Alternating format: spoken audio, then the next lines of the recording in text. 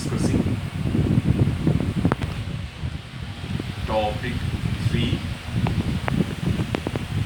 the age of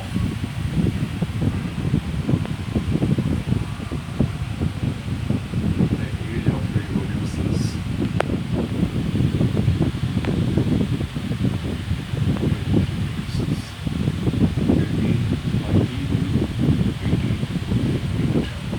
I was discussing the age of revolution 1830 to 1848. I have already discussed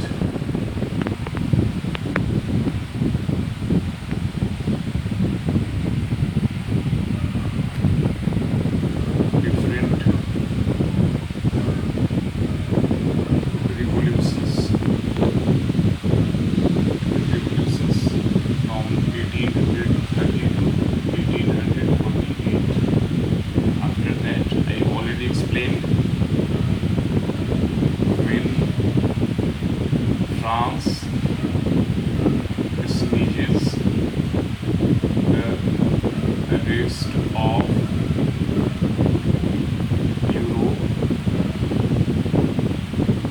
catches cold.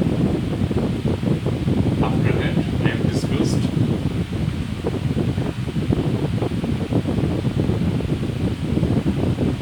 cultural movement or romantic imagination. We have discussed these three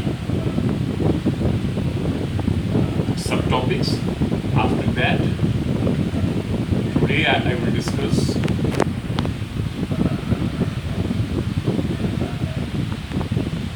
Today I will discuss 1830s as the years of hunger, hardship. 1830s as the years of hunger, hardship, and popular revolt. जो 1830s का जो वर्ष था उसको the period of hunger मतलब भूख का समय, कष्ट का समय और रिवोल्ट का समय क्यों बोला जाता है? इसके पीछे बहुत सारा कारण था जिसके कारण the years of 1830s were called as the years of hunger, hardship and popular revolt. First there was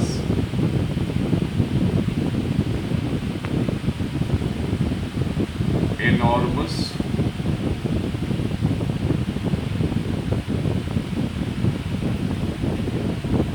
increase in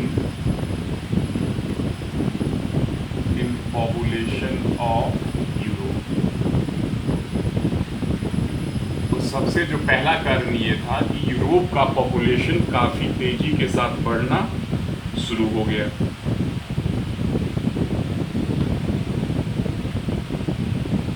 There were more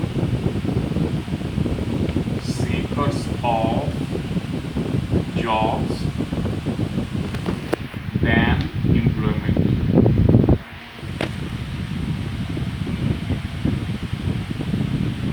job की संख्या कम थी और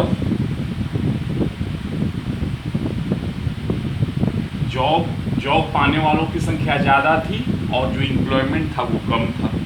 इसके कारण दिक्कत थी.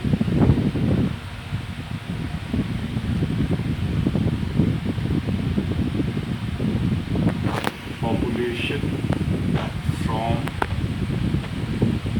rural areas migrated to urban areas, which resulted in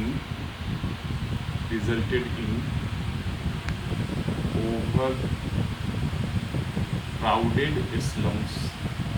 ग्रामीण क्षेत्र से लोग आना शुरू कर दिए शहरी क्षेत्रों की तरफ एम्प्लॉयमेंट के चक्कर में, जिसके कारण बहुत ज़्यादा भीड़ भाड़ वाला स्लम्स का एस्टेब्लिशमेंट शुरू हो गया। जो स्लम्स था, जो झोपड़पट्टी था, वो बढ़ना शुरू हो गया।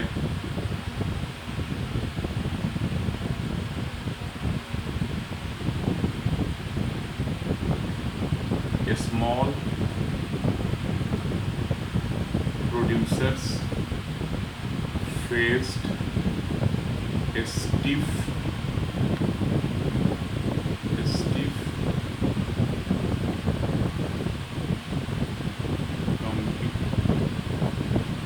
competition from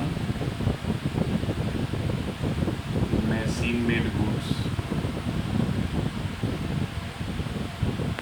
जो हाथ से बनाने वाले जो बुनकर थे, आर्टिजन्स थे, उनको मशीन मेड गुड्स से काफ़ी स्टिफ कंपटीशन फेस करना पड़ा। जो इंपोर्ट्स होता था जो मशीन मेड गुड्स का, उसके कारण जो हाथ से जो कपड़ा बनाने वाले प्रोड्यूसर थे वो बिल्कुल बेकार हो गए, क्योंकि उनका जो प्रोडक्ट्स था वो महंगा था मशीन के तुलना में।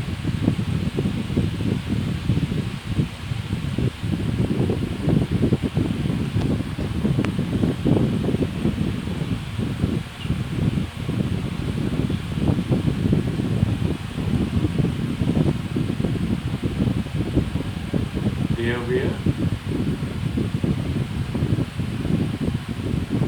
continuous bad harvest, so the price of food increased। तो 1800 जो 30s का ईयर्स था, उसको the period of hunger, hardship and popular revolt बोला जाता है। सबसे पहला कारण, पॉपुलेशन यूरोप का काफ़ी तेज़ी के साथ बढ़ रहा था, एम्प्लॉयमेंट कम था और जॉब्स पाने वाले लोग ज़्यादा थे। जो पॉपुलेशन था वो रूरल एरियाज से माइग्रेट करके अर्बन एरियाज में जाना शुरू हुआ, जिसके कारण ओवर क्राउडेड स्लम्स का स्थापना वहाँ शुरू हो गया, गंदगी फैलनी शुरू हो गई। जो स्मॉल प्रोड्यूसर्स थे, छोटे छोटे हाथ से बनाने वाले आर्टिजन्स, उनको काफ़ी तगड़ा कंपटीशन फेस करना पड़ा मशीन मेड गुड्स से।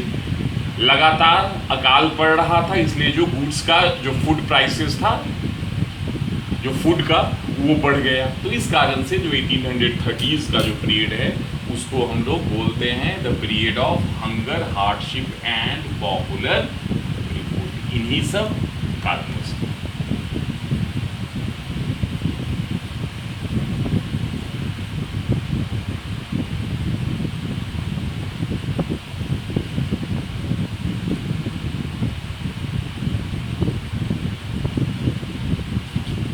अगला जो है 1848, द रिवॉल्यूशन ऑफ लीवरेज। 1848 का जो ईयर है, वो लीवरेज जो है उनका रिवॉल्यूशन का वर्ष जो है वो माना जाता है।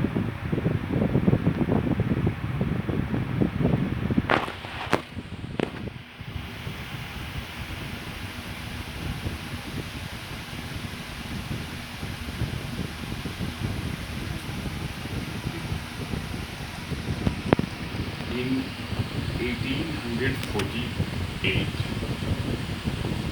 a revolution led by educated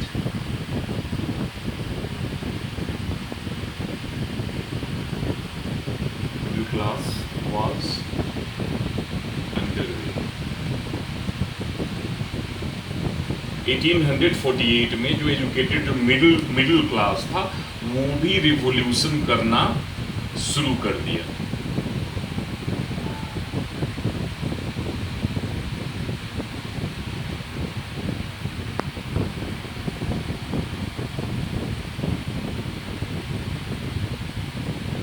liberal middle class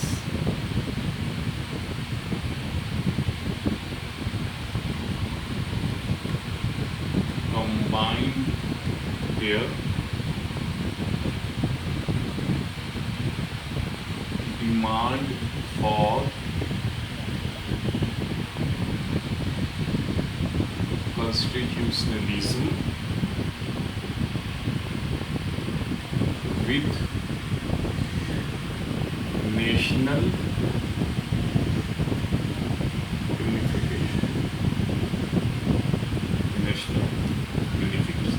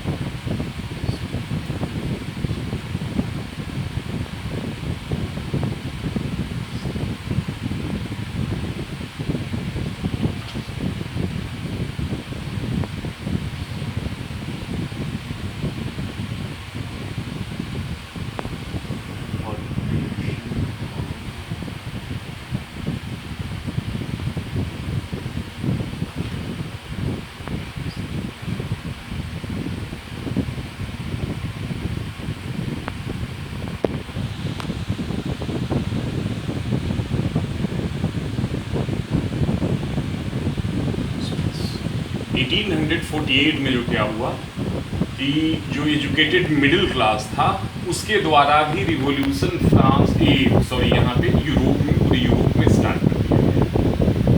वो लोग कॉन्स्टिट्यूशन का डिमांड करने लगे और नेशनल यूनिफिकेशन का डिमांड करना शुरू कर दिया। जो भी अनरेस्ट चल रहा था, जो भी उथल पुथल चल रहा था, उसका लाभ उठाए ये जो मिडिल क्लास, और वो लोग अपने डिमांड्स को रख दिए कि भाई नेशन स्टेट का जो भी फॉर्मेशन होना चाहिए वो पार्लियामेंट्री प्रिंसिपल्स पे होना चाहिए। पार्लियामेंट्री प्रिंसिपल्स मतलब उसमें एक कॉन्स्टिट्यूशन होना चाहिए, फ्रीडम ऑफ प्रेस होना चाहिए, फ्रीडम ऑफ एसोसिएशन होना चाहिए। तो ये था 1848 का रिवॉल्यूशन। इसी में एक है द फ्रैंकफर्ट पार्लियामेंट।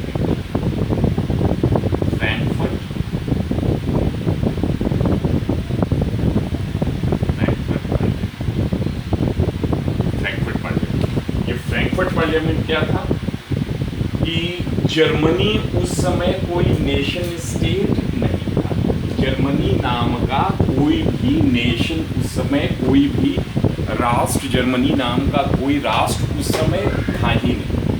ऐसी स्थिति में क्या हुआ कि जर्मनी बहुत सारे भाग में डिवाइडेड था। ऑस्ट्रिया, डेनमार्क, फ्रांस, तो फ्रांस के पास बटा हुआ था। इसके अलावा 39 फेडरेशन था जर्मनी।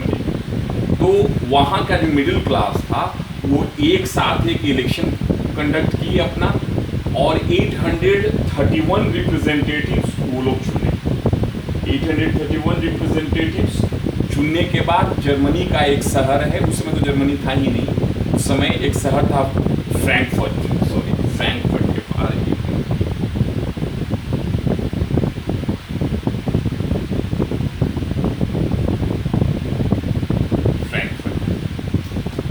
फ्रैंकफर्ट नाम का शहर था, वहाँ पे लोग इकट्ठे हुए मिडिल क्लास।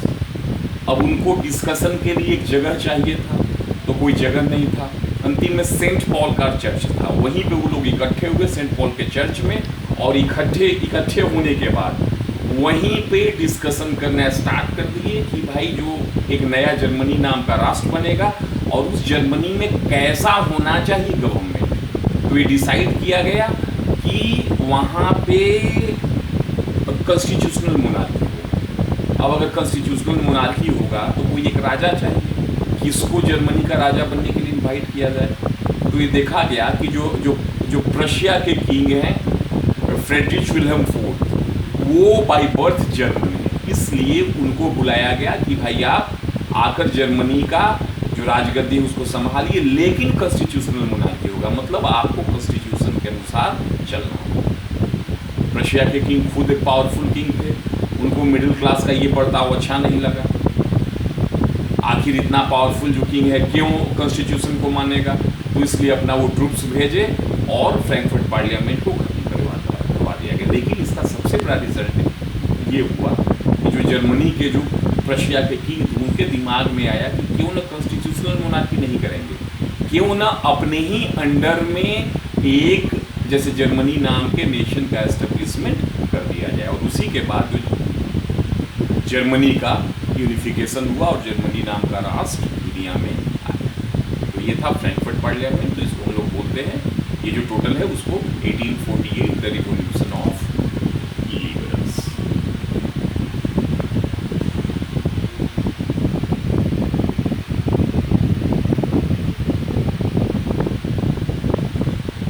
अब ये जो टॉपिक 3 है ये खत्म हो गया है।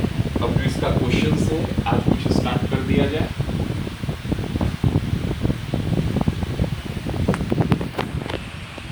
तो सबसे पहले जो पिछली बार टॉपिक 2 का एक बच्चा फोन किया था, मैसेज किया था मेरे पास एनबी का कोई, तो जो टॉपिक 2 था उसका कुछ क्वेश्चंस बच गया था, हमको ध्यान नहीं रहा और हम टॉपिक 3 स्टार्ट कर दिए। तो जो टॉपिक 2 का जो कुछ क्वेश्चंस है उसको हम लोग लिख लिए।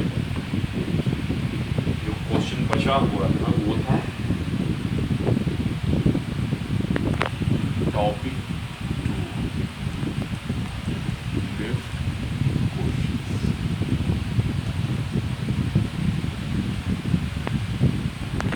तो हम लोग इसमें 1 2 3 4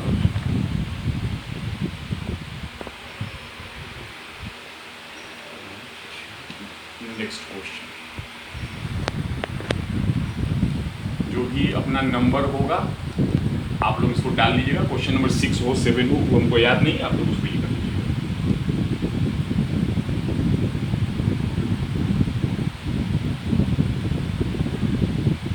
right the nature of conservative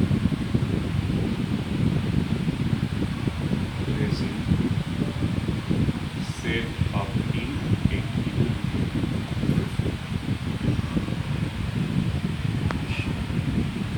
इसका जो आंसर है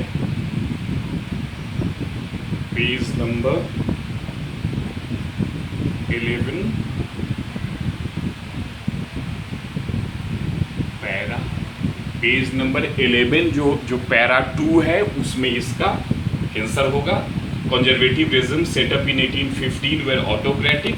They did not tolerate criticism and dissent and sought to curb activities that questioned legitimacy of autocratic governments. Most of them imposed censorship laws to control what was said in newspapers, books, plays, songs, and reflected the ideas of liberty and freedom.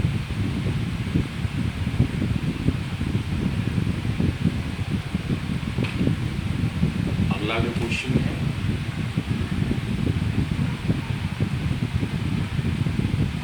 Right about the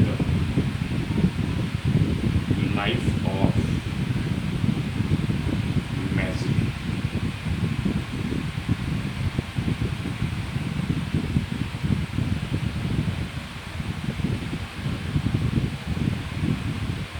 Mazzini का life के बारे में आप लोग लिखिएगा, ये clearly दिया हुआ है पेज नंबर 12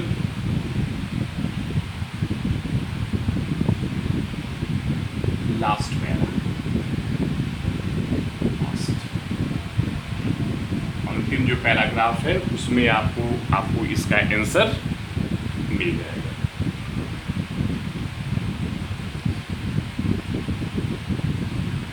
तो ये दो जो क्वेश्चंस है, ये टॉपिक 2 का क्वेश्चन जो था वो बचा हुआ था, इसको आप लोग